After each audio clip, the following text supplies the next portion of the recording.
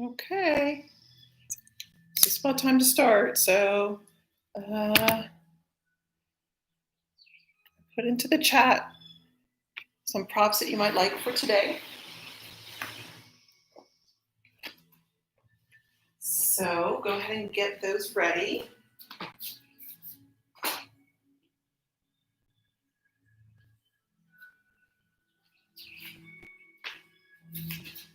And just checking to make sure I'm audible. Okay, very good. Okay, so I'm going to go ahead and start because I've heard from people that it takes a few minutes for the stream to actually reach out into space. And okay, good. Oh, hello from New Hampshire. Hi. So that way, if it takes a few minutes for people to start getting the live stream, I might as well start since it is 5 o'clock anyway. So as I said, a couple blocks would be helpful. If you don't have yoga blocks, it's okay. You can improvise with either big books, like a thick dictionary type book, or two, roughly the same size. Sometimes you could also use the seat of a chair or a folded up blanket, like a thick blanket like this. You can fold up to about the size of a block. You might also want that blanket, excuse me, for padding under the knees for some stuff we'll be doing. I also have a yoga bolster, this long, firm cushion. Something like that can also be really, really helpful.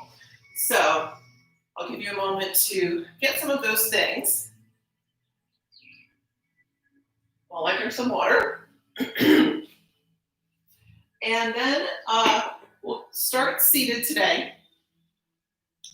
If possible, I suggest sitting in a pose called Virasana. You could also sit in Vajrasana, which simply means kneeling. So it's just kneeling like this. If you can sit in Virasana, it'll help things sort of get things started for what we're going to be working on today. So you'll notice I have the end of the bolster going forward like this. You could also do this on blocks or even 2 blocks stacked on top of each other. Come onto your knees in front of that prop with the knees together and the feet apart. And the prop is just in between your ankles. So then when you sit down, the feet are a little apart and the knees are together. And you achieve this by just a slight internal rotation in the hip socket. So if it's comfortable to sit like that, or maybe comfortable is not the right word, but it's doable, try it. If neither kneeling or sitting in this pose, Virasana, is comfortable for you, go ahead and sit any other way that you can that helps you sit up nice and straight. It could be cross-legged on the floor, on a block. I usually say on a chair is fine. The only reason a chair would be a little bit difficult today is we're going to be leaning back a little bit. So the chair back might be getting in your way. You could sit on like a low ottoman, something like that with no back. So we're going to start for a few moments in this pose, seated and holding a mudra for our first few breaths. We're doing a mudra today called Bhramara Mudra, which means the gesture of the bee, the honeybee. So to do this mudra, open up your hands and just take your index fingers and curl them up so the tip of the index finger meets the base of the thumb on both hands. Then the middle finger and the thumb touch. The tips of the middle fingers touch the tips of the thumbs on both hands. And the other fingers can just relax out. You don't have to hold them straight out. They can just sort of be relaxed, but not touching. And then rest the backs of your hands on your lap. Sit up nice and straight. And if you're comfortable closing your eyes, close your eyes. Otherwise, just let the gaze be soft. Maybe cast the gaze down at the floor a few feet in front of you. And start to take a few deep breaths. And holding this mudra, start to direct the breath or become more aware of the breath in the upper chest, in the neck, and the head.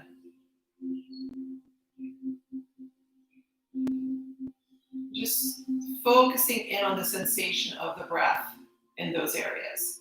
So the gesture of the bead is for allergies and for balancing the immune system.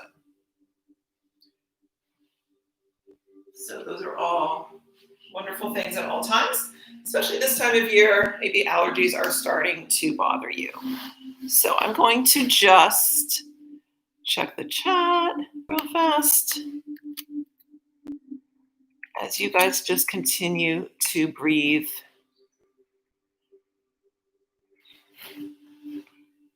Holding your mudra.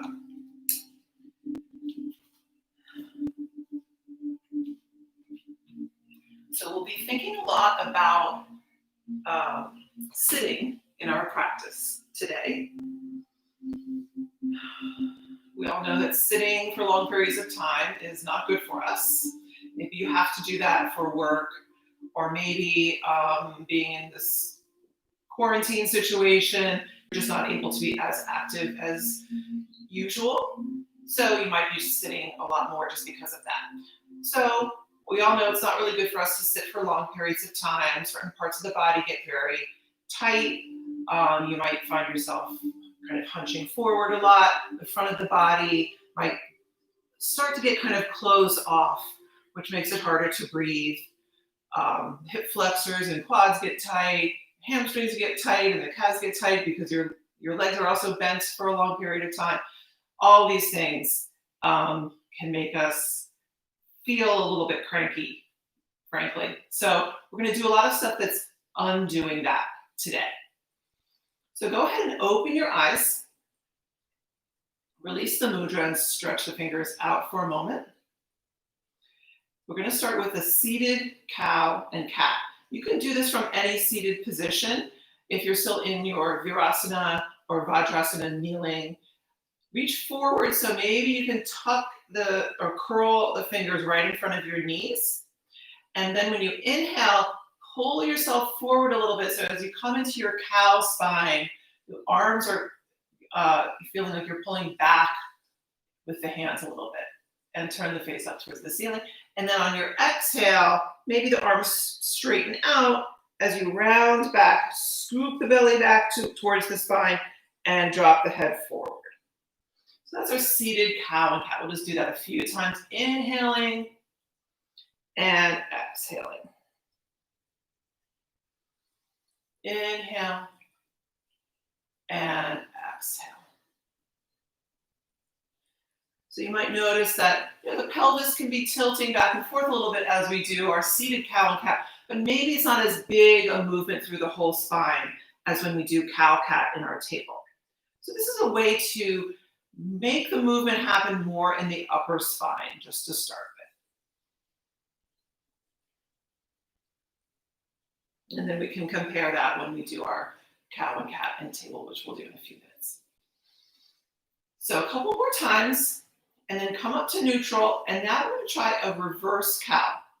So all that means is you're going to reach the fingertips back behind you, turn the hands open so the fingers start to go back behind you. You might be doing this on your fingertips, or you might put the palm flat to the floor, whichever seems to work best.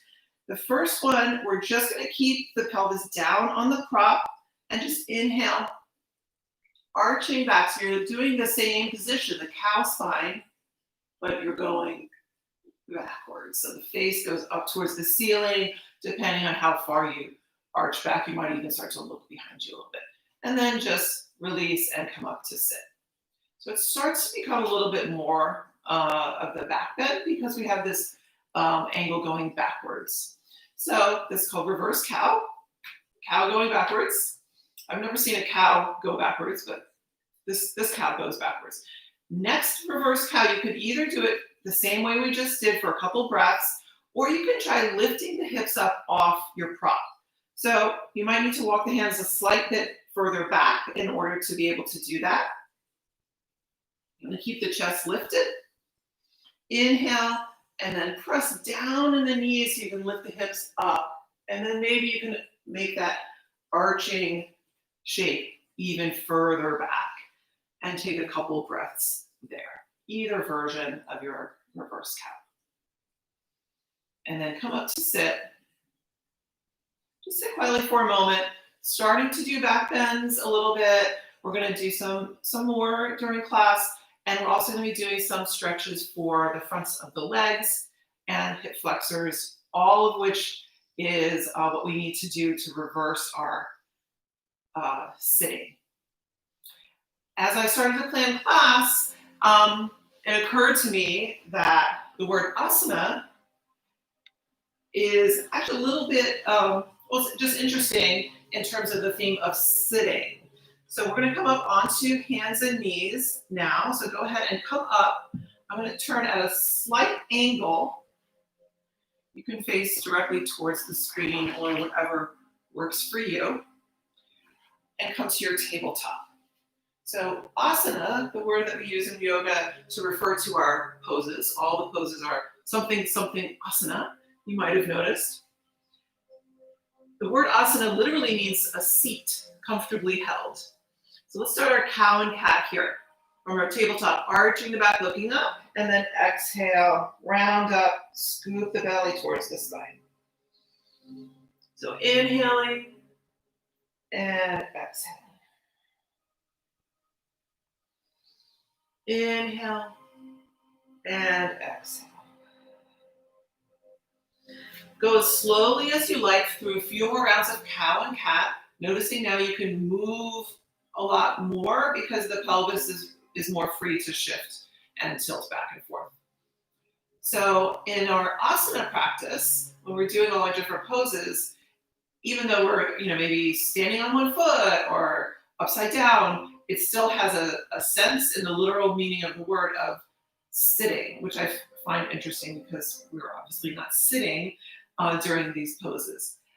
But I like the idea of still carrying a little bit of the meaning of sitting in the sense of how we say in English, sitting with something.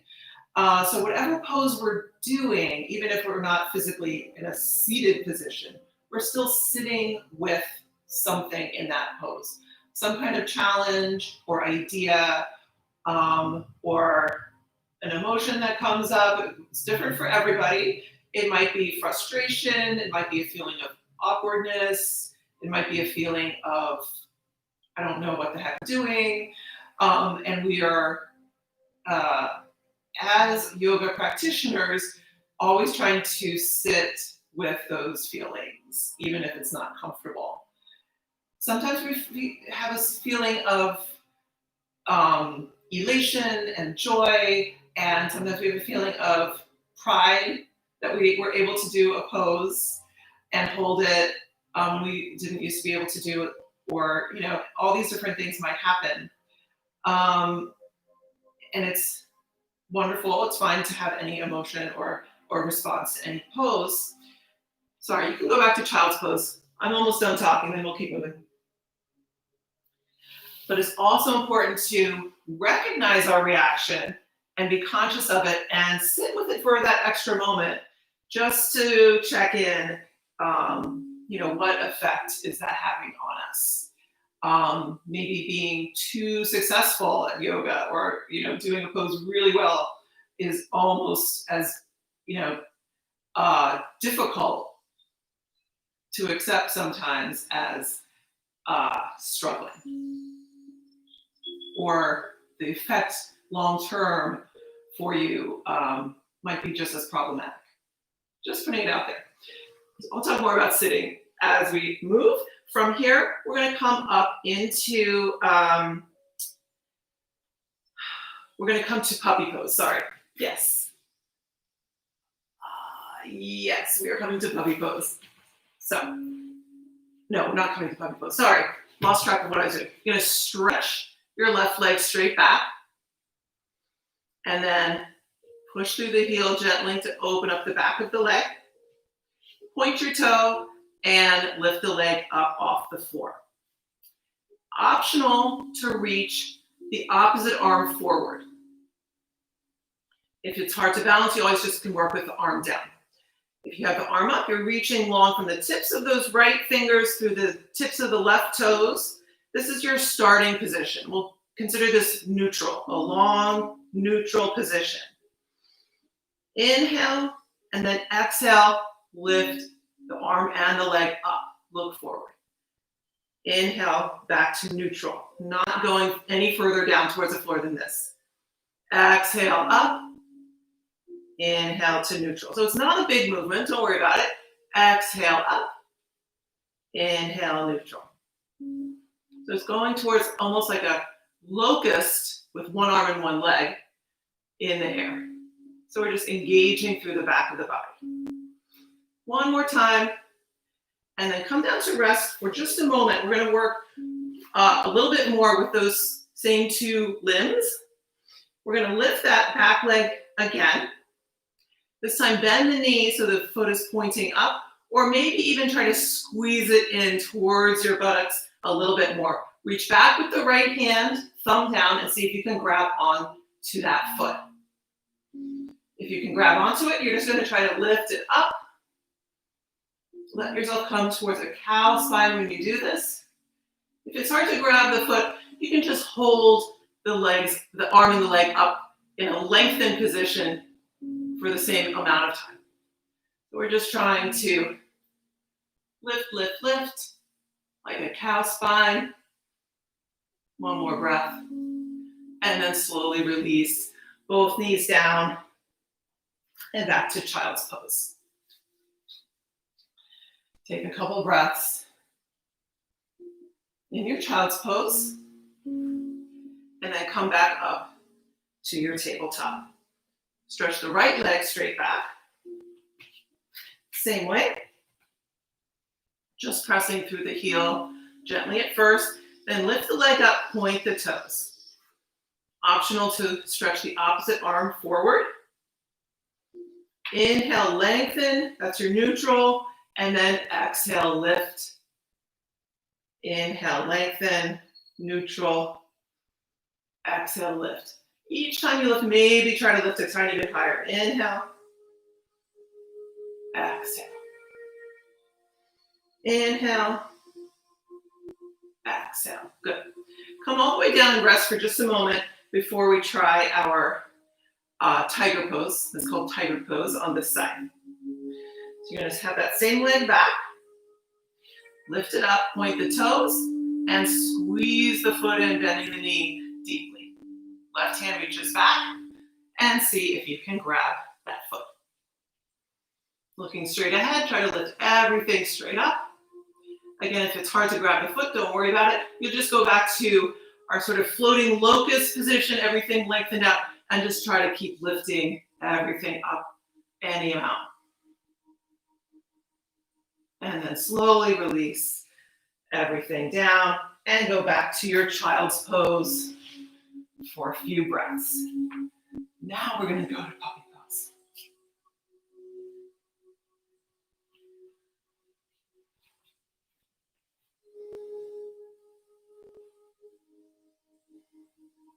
So slowly come out of your child's pose and start to walk the hands forward. The hips are staying back over the knees at first.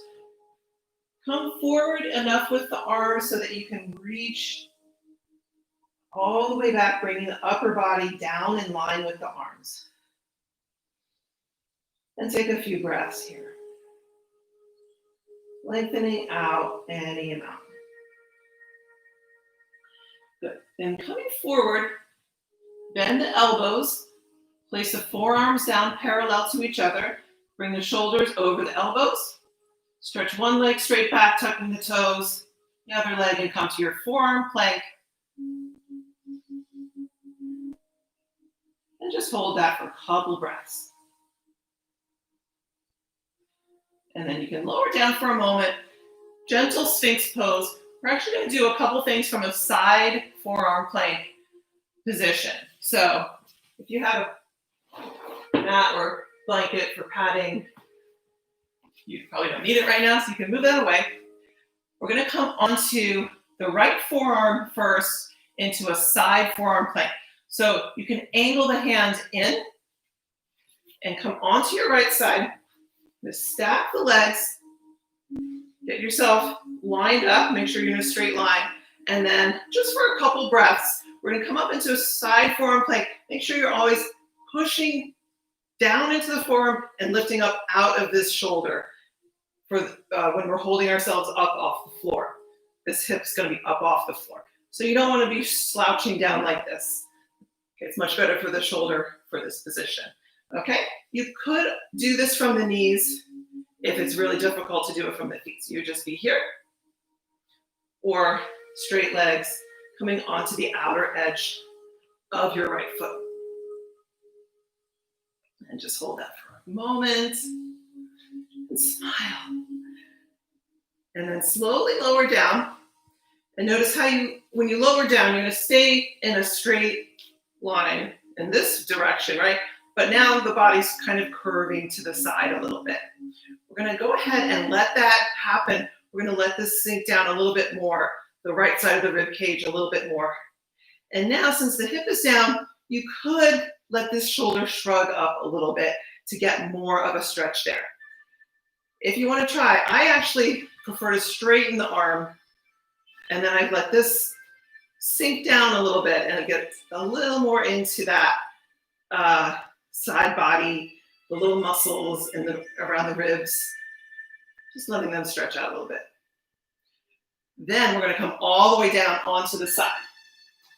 So options for the arm here, you can have your elbow bent, resting your head on your hands, or you could straighten this arm and come all the way down, resting the head on the bicep.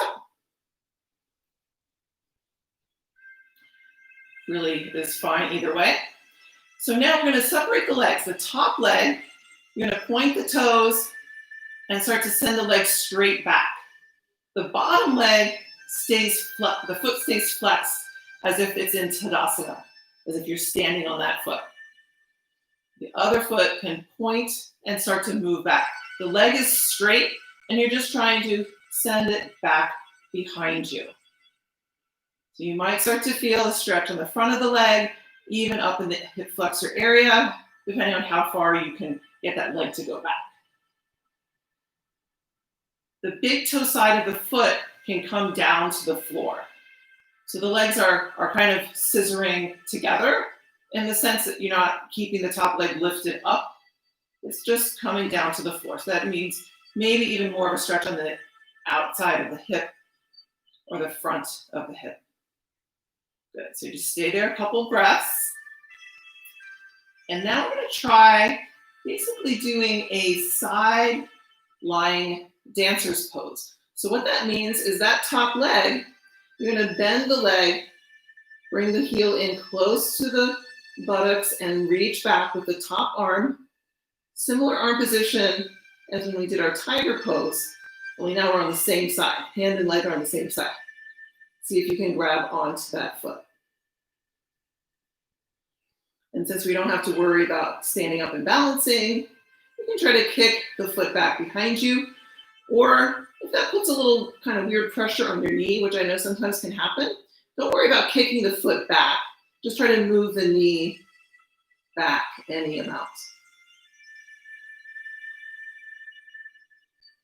And continue to breathe nice and slow through the nose.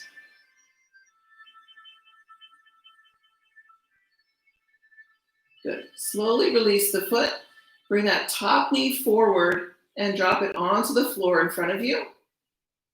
And then roll away from that knee towards your back. So it's coming into a twist. Turning the chest up towards the ceiling. Maybe this knee pops up off the floor when you do that. Don't worry about it if that happens. Just let it, just focus on the twist happening in the spine. Good. And then slowly roll onto your side again, and then all the way onto the belly. And then we're going to switch and do the other side. So I'm just going to swivel myself this way so I can still be facing somewhat towards the camera. So we're going to go onto the left forearm, angle that hand in, turn onto your left side. Check out that you're in a nice straight line this way. And again, making sure that we're pressing down with this forearm, lifting up out of the shoulder. Like think of this space between the shoulder and the neck on this side, keeping it nice and spacious there. Again, you can do your knees or the feet. Just a couple breaths. Come on up to your side plank, side forearm plank. And then lower down, and we'll find that same side stretch here. You can do it with the arms straight. And again, not as much weight bearing on the shoulder now, so it's okay to let it shrug up a little bit with control.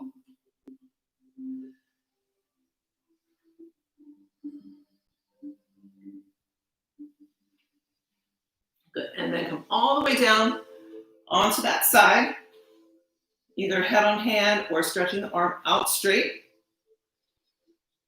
The bottom leg, you're going to keep the foot flexed. The top leg, you point the toes and start to move the leg back behind you, keeping it straight and just trying to point the toes and swing that leg any amount behind you.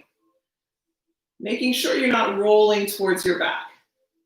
Staying on the side. Couple more breaths, just moving that leg straight back. Bottom foot is staying flexed, as if you're standing on it. Good, and then we're going to try to grab onto that foot. So bend that top knee, bring the foot up behind you. You'll notice I'm kind of cheating by lifting up to grab onto the foot and then lowering the knee back down. If you could do it, if you can get the foot without doing that, that's great. But if you have to, it's not a big deal. And then any amount here, trying to let that leg go back behind you. So either by kicking the foot back behind you or the knee moving back behind you. Either way, just checking out how far back you can get that to move, opening up the front of the leg, front of the abdomen.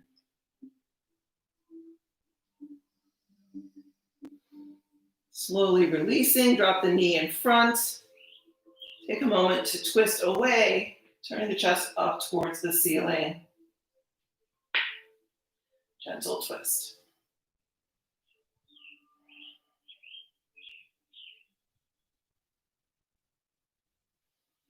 Good, and then finally rolling onto the belly once again. And we'll come right up into our Sphinx pose here. So, lining up the forearms parallel to each other. Legs are parallel, tops of the feet pressing down into the floor. Lifting up into your Sphinx. Bringing the sternum up towards vertical. Holding on to the lower belly. Okay, so we're imagining there's a marble on the floor. Somewhere between your navel and your pubic bone. And you're trying to lift it up off the floor with your muscles of the lower belly. Inhale, exhale, reach the head forward as you drag the hands back by the lower ribs, roll the shoulders down and back. Inhale up, cobra. Doesn't have to be too high. Exhale, reaching forward again as you straighten the arms back. Inhale up, locust. Stay up as you exhale, bring the hands forward, palms down, and inhale back to locust once again. Sphinx. Let's do that one more time. Inhale in your Sphinx. I'm going to try to hold onto that core engagement the whole time, even when you exhale. I kind of talked too long, so let's try it again. Start from the inhale on Sphinx. Inhale. And exhale. Drag the hands back. Reach the heart forward. Plant the hands, inhale up, cobra. Exhale, reaching the heart forward, straighten the arms, inhale up, locust. And then keep the hands back and just exhale down right here for a moment. We're going to do one bow pose in this position. So we want to keep the arms reaching back. So bow pose is similar to what we've been doing with grabbing the feet behind us. Only going to try both feet at the same time. So we'll start off here, bending the knees. Lift up the upper body like you're going to do your locust. And then reach back, see if you can grab those feet. Try to hold on around the ankle so you can flex the feet and then lift up any amount here.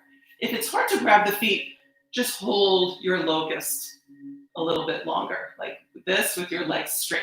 Either way, you're just trying to hold yourself up off the floor, any amount. One more breath, and then release everything back down to the floor. Elbows out, fingers together, and rest your head down for a few breaths.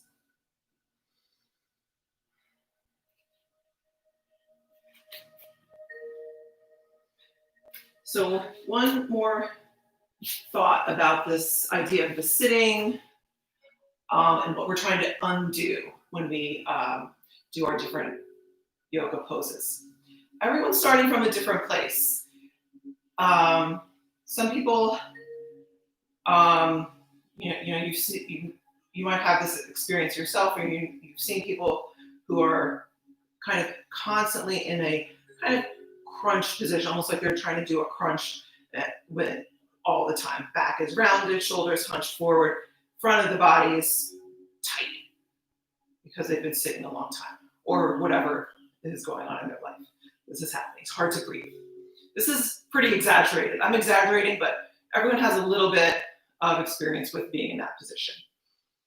Other people start from a more neutral position, and they can still benefit from doing back bends, but it might be a little more accessible for them because the muscles aren't so tight in the front. Come on up out of your resting position. You can push back to child's pose for a moment, and then come up to kneel.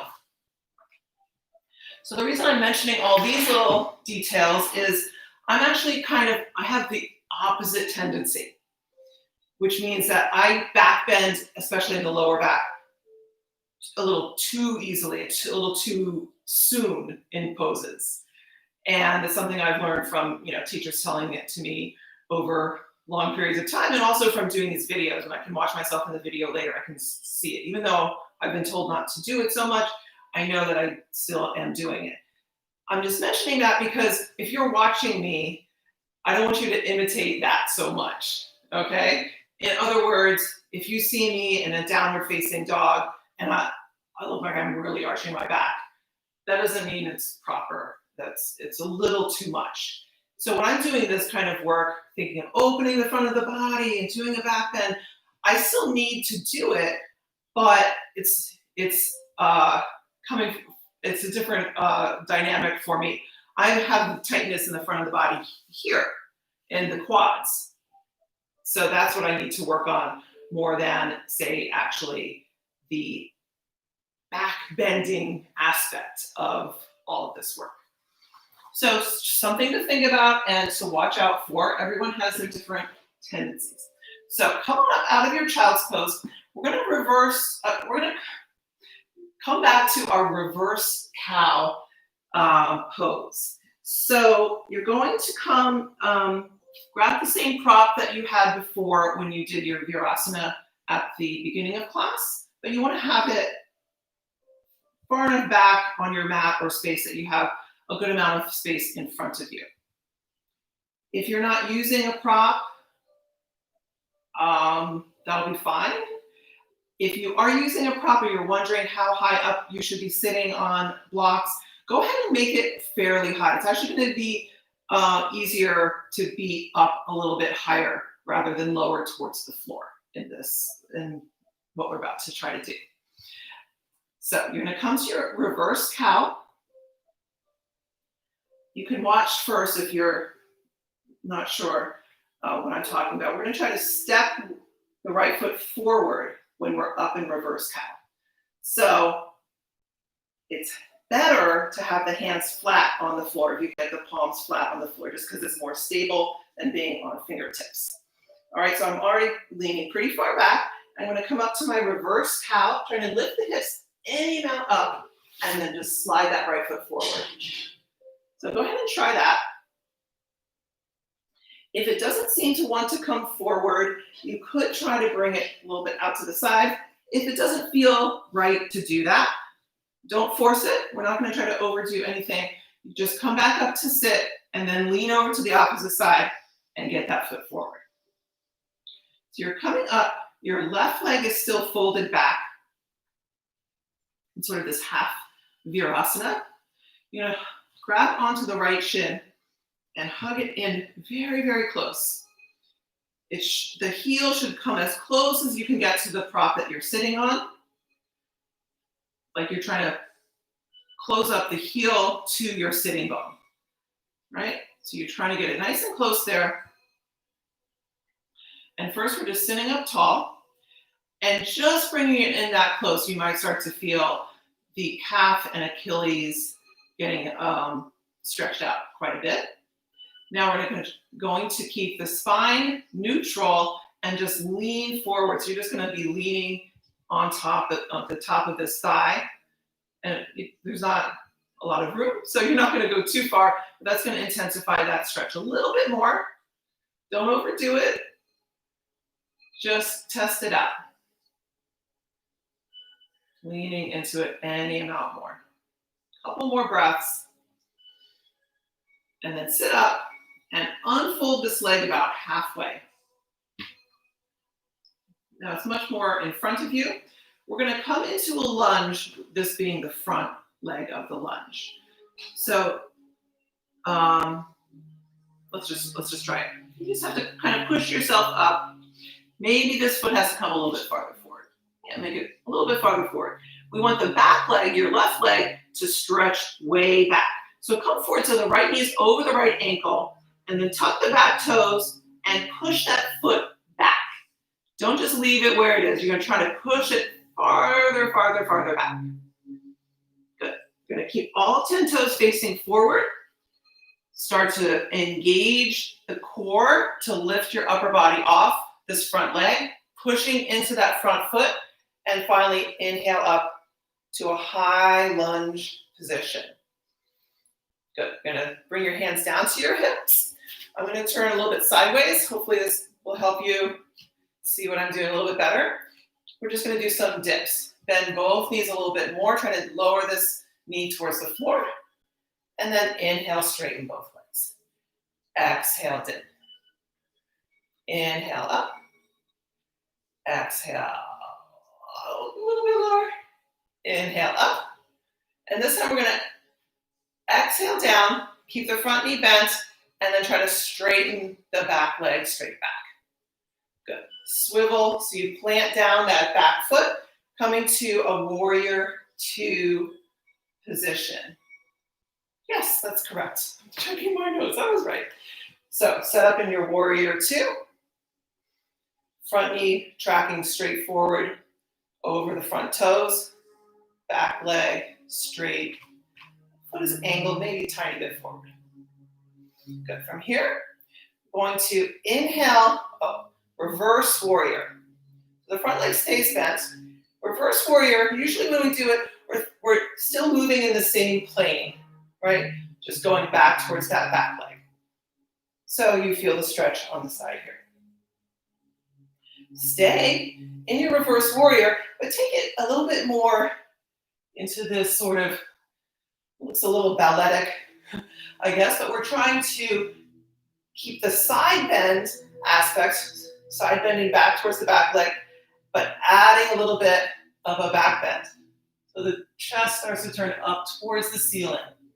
Legs have to stay nice and strong to hold you up, keep you from falling over. So don't fall over. If you start to, just stand right back up. Good. And then everybody's going to come up anyway. Straighten the front leg. Inhale the arms out. Still facing the upper body sideways towards your left side. We're going to come to a triangle, just reaching, think of from the pelvis, reaching the spine forward. The bottom hand touches the inside of the front leg, or you can put it on a block or a stack of blocks, whatever you need, and then turn to look up towards that top hand. When you turn the head, don't think of just turning the face. Think of turning from about here, the center of the breastbone.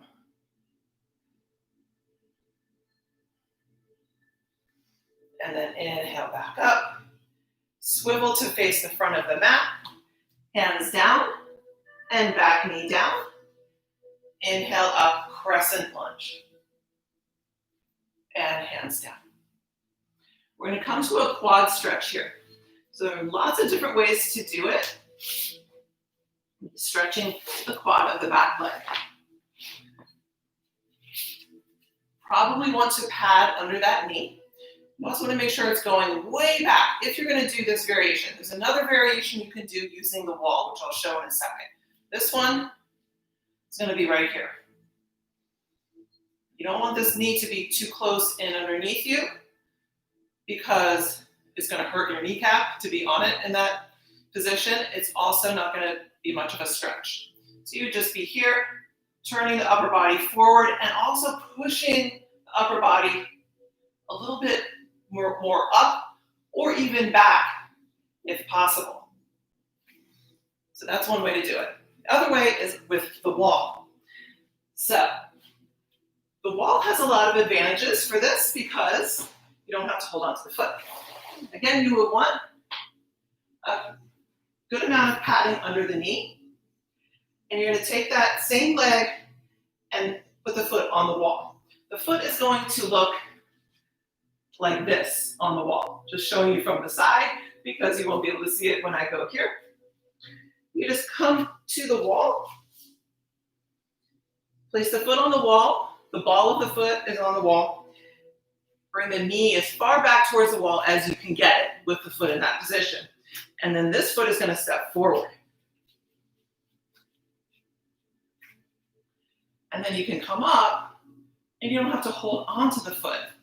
You have both hands in front to prop yourself up, work on pushing yourself up and back. And that way you can stay and enjoy your quad stretch without as much struggle. You can move the front foot closer in to get more of a stretch. You can also try closing up this knee slightly more, and you'll start to feel it as well. So either one. If you're doing the first one, you've been doing it for a long time, so you can come out. If you got into the wall position and you want to take a few more breaths there, just take a few more breaths.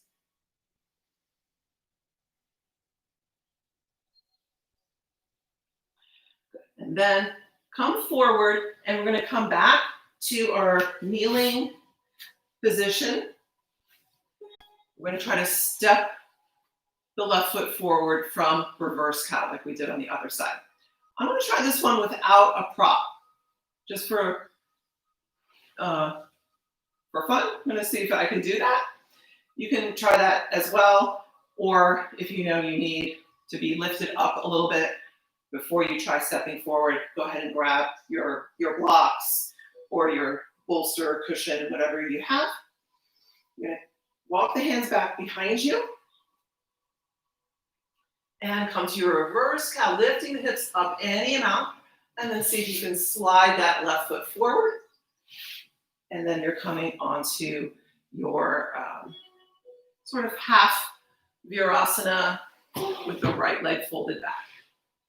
And it's quite possible you need a prop now underneath the left sitting bone, a block or whatever you can grab. It's possible that you can be sitting all the way down on the floor in this position if you're super flexible. So here we are. We're going to bring that left heel in as close as you can get it. Sitting up nice and tall. And start to come forward. Bring the upper body forward, hugging towards this left leg. For some reason on the other side, it felt so intense to me. On this side, I guess this calf isn't as tight. It's kind of like, okay, no big deal.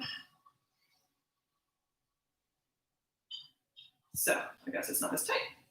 Sit up and stretch that leg about halfway forward. We're going to come to our lunge now with this foot in front. So pushing yourself forward.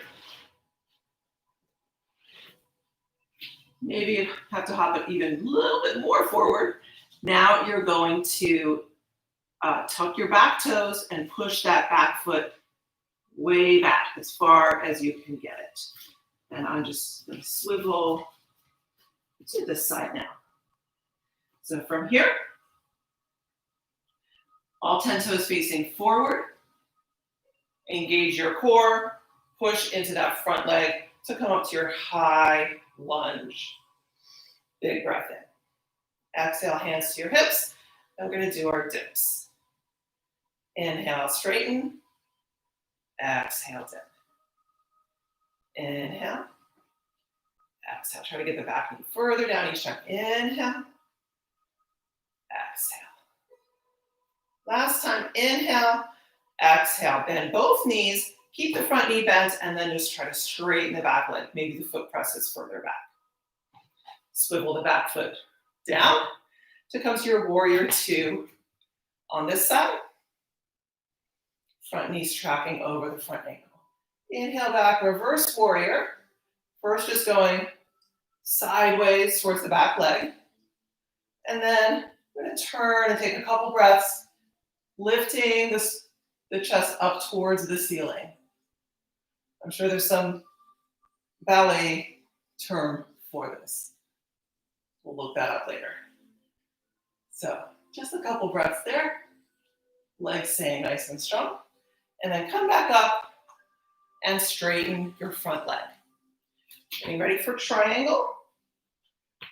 Reach the arms out. Front leg is still tracking straight forward. So check that the knee is still facing that way. Don't want to let it roll in. Inhale, and then tilt the pelvis. This hip starts to stick out behind you so that you can come down into your triangle. This front hand can just touch the inner front of the, whatever I'm trying to say, inside of the front leg. Or you can put it on blocks. And again, try to turn up to look at the top hand, turning from the center of the chest.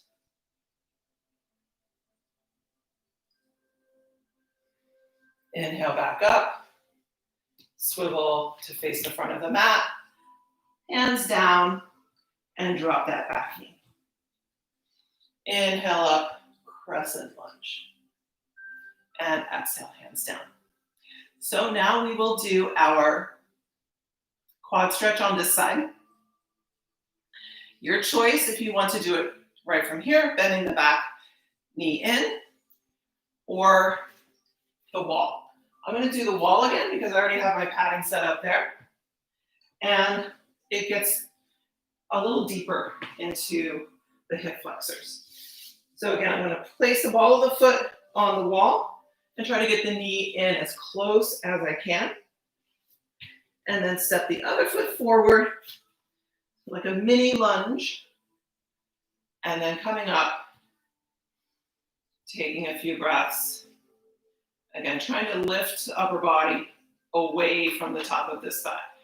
It's easier if you're leaning forward, right? You don't feel as much. You might feel it only down here. The more you start to lift the upper body, you start to feel it even way up here. It's sort of the abdomen, the psoas, the deep muscle here can also get super tight. So we want to try to release that a little bit too. So find a place where it's a good amount of stretch, but you're not feeling like you're hurting yourself. Good. And then slowly release both knees down. And just rest quietly, either kneeling or in child's pose. A couple moments.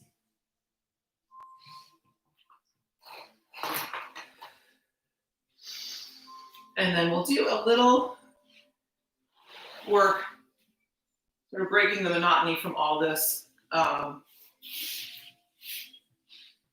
quad stretching and everything. You're just gonna come down to sit with your legs out in a straddle position. And if you have a yoga block, go ahead and grab one, preferably foam. Cork blocks will be a little bit heavy for what we're gonna do. You could do it, it'd just be harder. So we're gonna stretch side to side in our Upavista Konasana, this straddle position. We are going to be using the block, and it's gonna be actually more core work than normal for a seated pose, which I hope is interesting to you. At first, all we're gonna do is hold the block between the hands, palms facing in, and try not to grab onto the block. The whole idea of holding the block between the palms is that you have to press and engage the arms to hold the block. If you can hold onto it with the fingers, the arms can just be like relaxed. They don't have to be doing anything. But if you're keeping the arms straight and not grasping the block, but just pressing like this, it's a little bit more work for the arms. So inhale, stretching up nice and tall, and then you're gonna angle yourself towards your left so that when you go over to your right, you're sideways. So we're trying to come down as low as we can towards this leg, and also towards the back of your right hand going towards the toes of the right foot.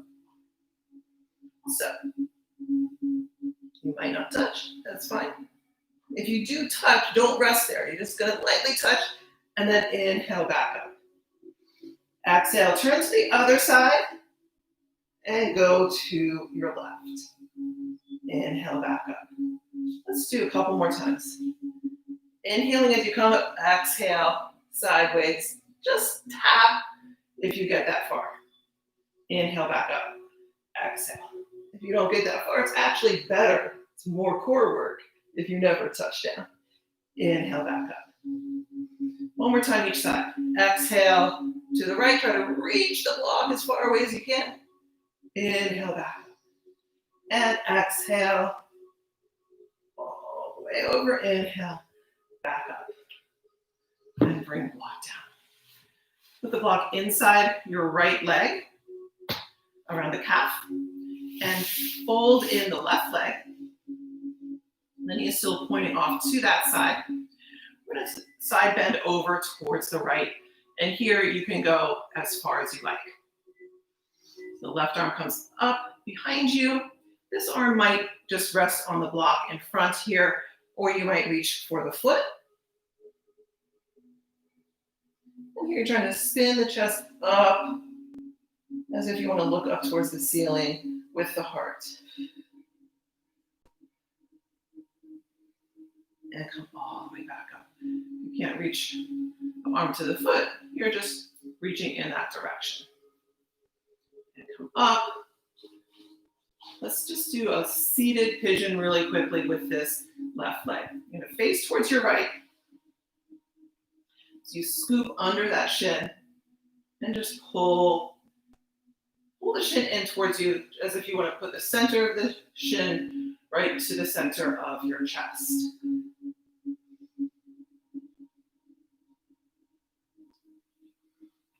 And then put that leg back where it started. Bring the block over so it's inside the calf on the left side. Fold in the right. And now we're going to stretch towards the left side, sideways again. So this hand might just come to the block, or if you can reach to the foot, you're going to come to, actually, you try to hold on to the inside of the foot. Right arm comes up and over, inhale, and then exhale, reaching for the outside of the foot with that hand.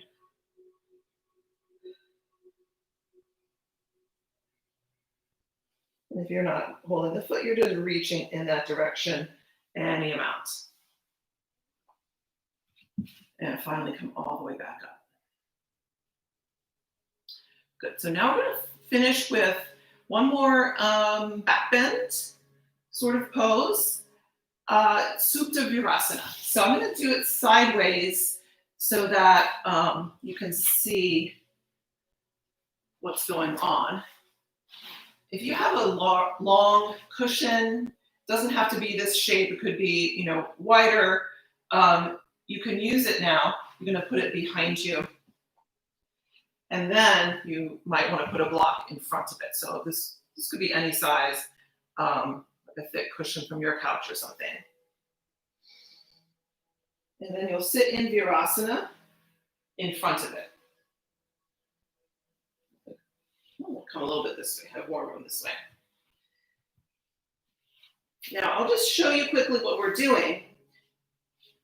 If you are not sure what Supta Virasana is, so that you can decide if you want to try it or not. If it doesn't seem like something for you, that's totally fine. You will just do a bridge instead. Okay, and I'll briefly talk through that later if you're not sure what bridge is. If you know what it is, you can always just go ahead and do it. For Supta Virasana, you'll start in your Virasana, and we're going to go back. Okay, so at first it's kind of like a reverse cow situation, and you just test it out. How far can you go back? Right away, if you stay seated here, you're going to be arching a lot in the lower back. So what you want to do is, as you start to go back a little bit, lift up and tuck the pelvis forward. Tuck so the tailbone starts to go forward towards the backs of your knees. Then you go back a little bit more and you tuck again. If you keep going back, you might be able to take this out, or it's actually better to take it out because you're not sitting anymore. The sitting bones are going forward and you have plenty of padding there naturally. I have plenty at least. You might come down to your elbows like this. Try to keep the knees from going apart. Now I'm coming down, I'm not even on my elbows, I'm really on this prop. You can always stop with actually resting on your elbows like so. My back is still pretty arched because I actually am, the end of the bolster is making me go into that arched shape. So I'm gonna push it away. So I can try to keep tucking and lengthening out this way. So the buttocks go in between the heels, the tops of the feet are still on the floor. The knees are close together, try not to let them splay apart. If I have an assistant, I would have my assistant keep pulling this bolster that way so I could try to unarch here, and it would also help lengthen me out, just to have that feeling of having it dragged away. I don't have an assistant. I didn't prime an assistant for this, so I'm just going to stay like this and keep tucking here. So that's your Supta Virasana. Depending on your flexibility, you might be able to lie all the way flat on the floor. And as I said, if this seems like it's really too much for you, you could just try reverse cow for a moment and then come up and we'll do bridge. If you're in Supta Virasana and you'd like to stay, just stay a few more breaths. If you're ready to do a bridge, you're just going to come to lie on your back. Feet parallel, hip width apart.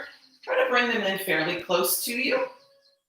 And then you just lift up into your bridge here. So it's a very similar shape as Supta Virasana. Just a little less intense on the front of the thighs, especially because you're not bending the knees as deeply. Just stay for a few breaths in your bridge, if that's what you've chosen as a back bend. Every time you're breathing in bridge, you're going to think of sending the knees away in the direction of your feet. And then you could inhale that way, and then exhale your sternum towards your chin. That's going to give you that feeling again of lengthening the front of the body a little bit more. We'll give you a couple moments to finish either back bend. If you came out of Supta Virasana or you're coming out of Supta Virasana, do so slowly, step by step. And when you come back up, just sit for a moment and eventually come to lie down on your back. So we'll all meet lying down on the back.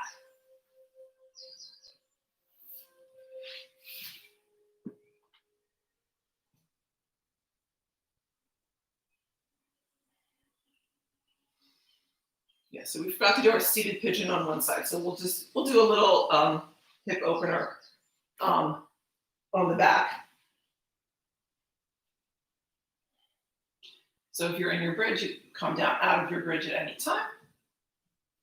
And just hug the knees gently in.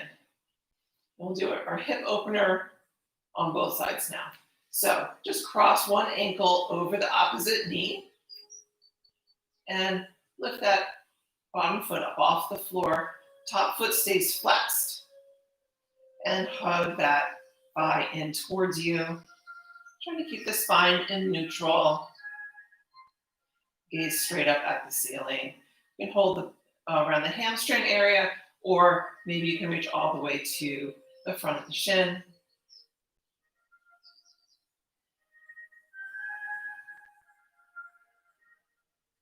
And just take a few breaths there. Why don't we take this right into our supine twist? So you're going to keep your legs as they are and just let them fall over to the side of the bottom leg. So I didn't say right or left, you're going to do either side of the bottom leg. And let both knees come down towards the floor. And the top one might not touch the floor. You're letting both fall towards the floor. The opposite arm can reach back behind you. And you can just stay head facing up towards the ceiling. If you want, you can take the hand on the side you're twisting towards, whichever hand that is, and see if you can grab the top foot. So that hand comes to the outer edge of your top foot. And then maybe stretch that leg out.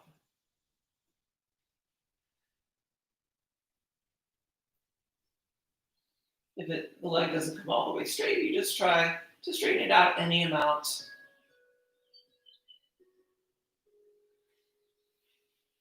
And then slowly rebend that leg and come back.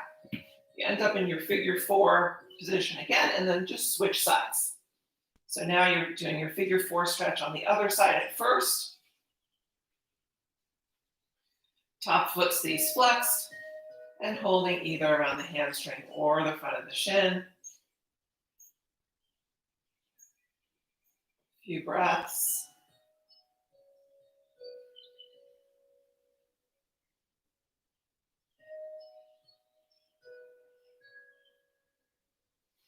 And then same way, let the legs come down to the side of the bottom leg. The opposite way than you just did. Both knees falling towards the floor.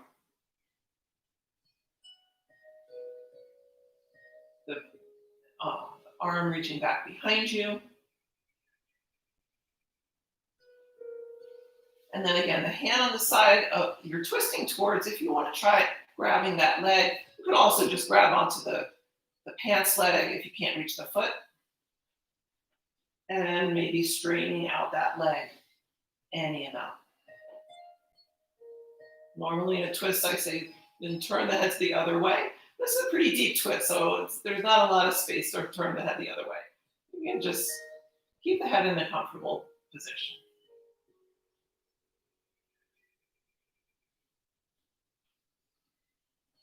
And then bending the top leg and roll onto your back once again.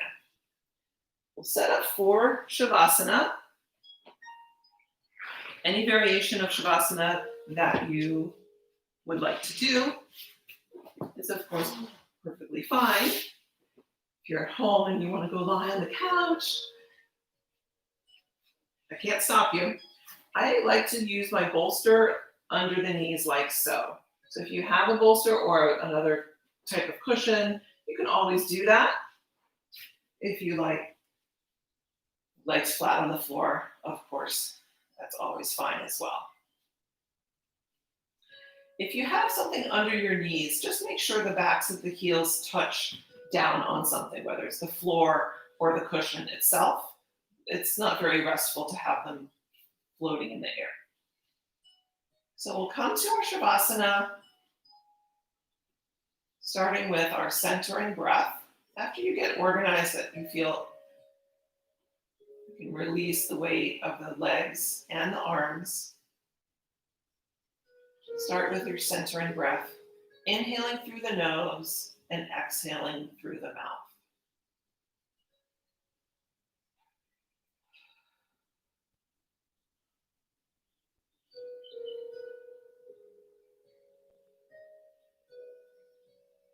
Try to make each breath slightly softer and gentler than the one before.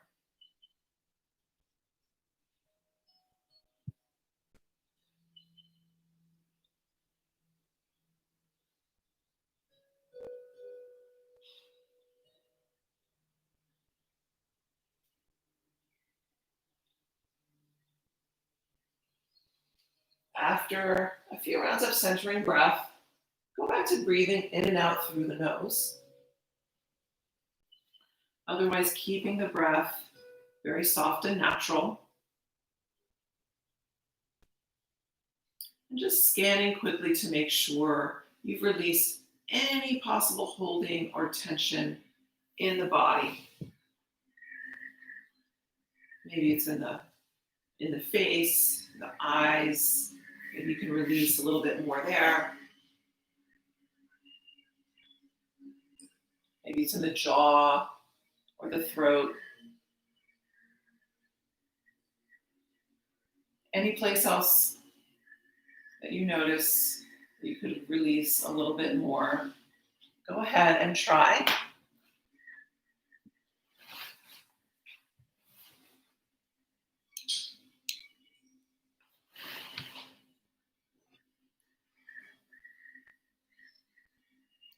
Letting the weight of your body release down into the floor, almost as if you could start to sink into the floor a little bit. So slight depression in the floor to sort of cradle and hold the body.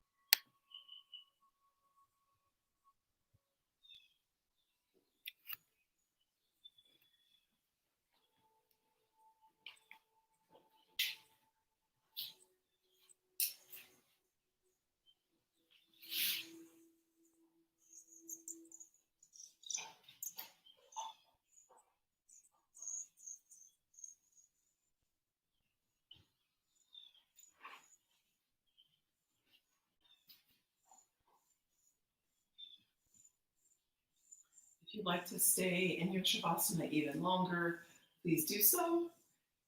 If you'd like to come out now, just start by wiggling the fingers and toes, slowly starting to move again a little bit. Bend the knees and roll over onto one side. You can rest on your side for a few breaths. And when you're ready, just push yourself up to a comfortable seat.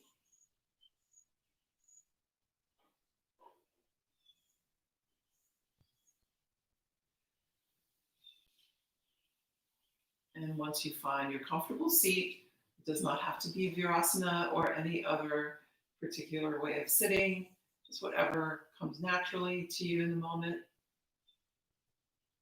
Let's press the palms together. Namaste. Thank you so much for joining me. I hope you enjoyed it. Send me some comments if you have any ideas for what you might like to do in a future class. I'm always interested to know. So please let me know. Otherwise, I will see you next time.